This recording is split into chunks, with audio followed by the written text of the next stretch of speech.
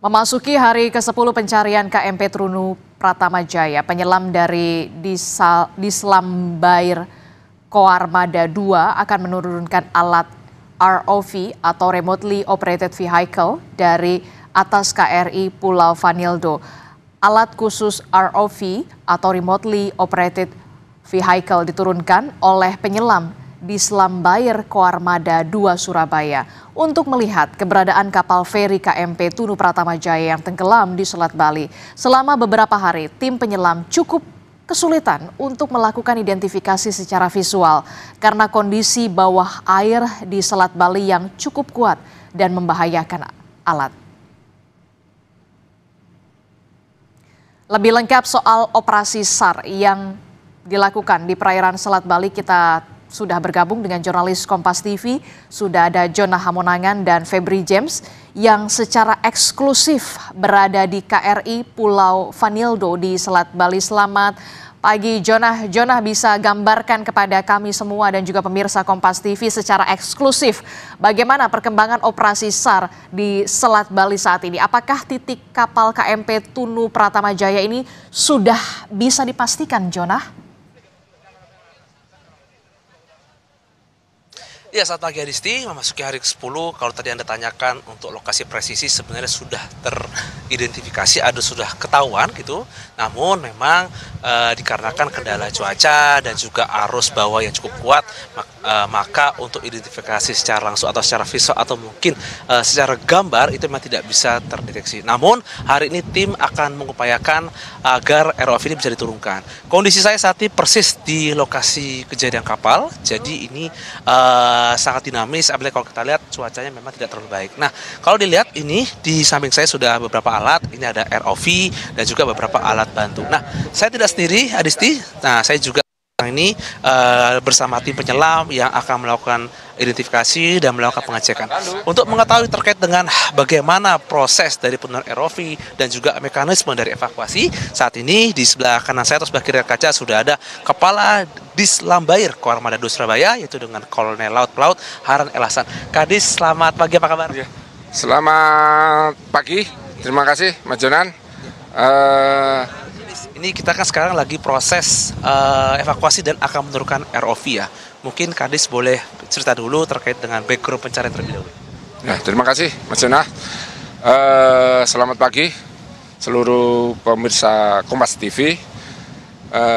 Sebelumnya kami juga turut mengucapkan duka cita yang mendalam kepada keluarga korban atas kejadian KMP Trunu Pratamajaya.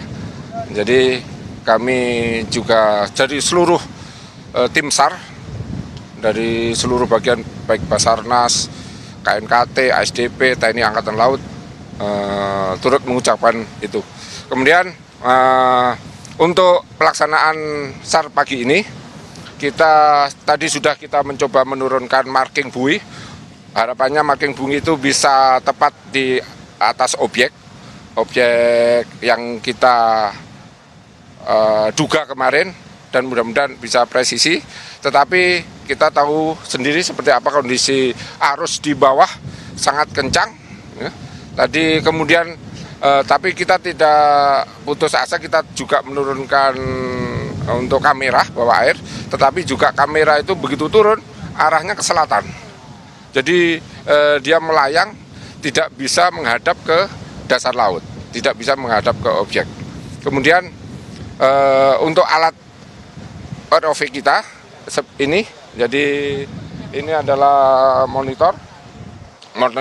Ini apabila kita turunkan ROV ini akan real time, kita bisa melihat tampilan atau tangkapan dari ROV kita, sehingga apa yang dilihat nanti akan bisa tertampil di monitor.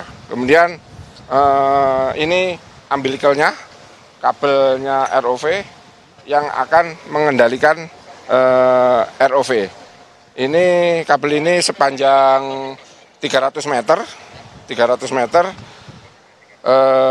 untuk mengikuti pergerakan dari ROV. Ini ROV kita yang sudah kita siapkan. Tapi bagaimanapun kita tetap melihat kondisi alam, kondisi cuaca, dan prediksi arus yang ada di Selat Bali ini, Mas Jonan. Untuk wujud visualnya seperti itu Kadis ya? Betul. Ini bentuk seperti visualnya seperti ini. Ini Mas Jonan. Ini akan real time.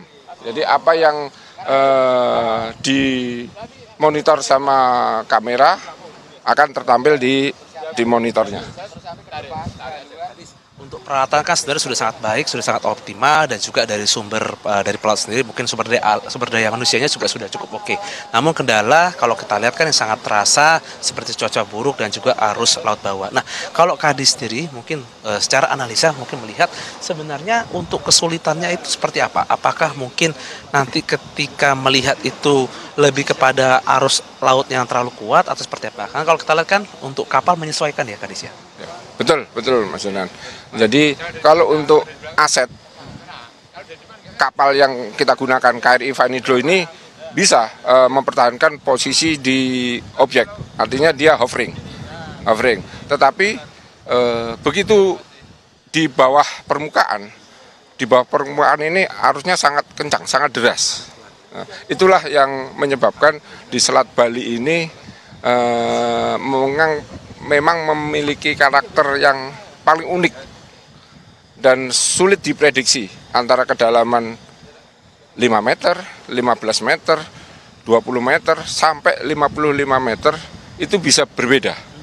Itu yang menjadi kesulitan dan tantangan bagi baik penyelam dan alat. Alat pun juga akan mengalami hambatan.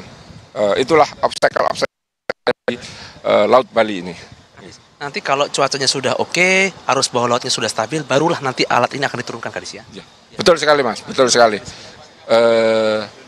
Untuk proses apabila cuaca mendukung, terutama arus bawah, kita akan melihat dari prediksi BMKG kelas 3 Banyuwangi, dan real di lapangan, apabila itu memungkinkan, kita akan melaksanakan penurunan alat ini.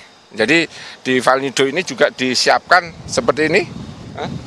Jadi ini untuk posisi para operator atau diver untuk melaksanakan turun ke laut.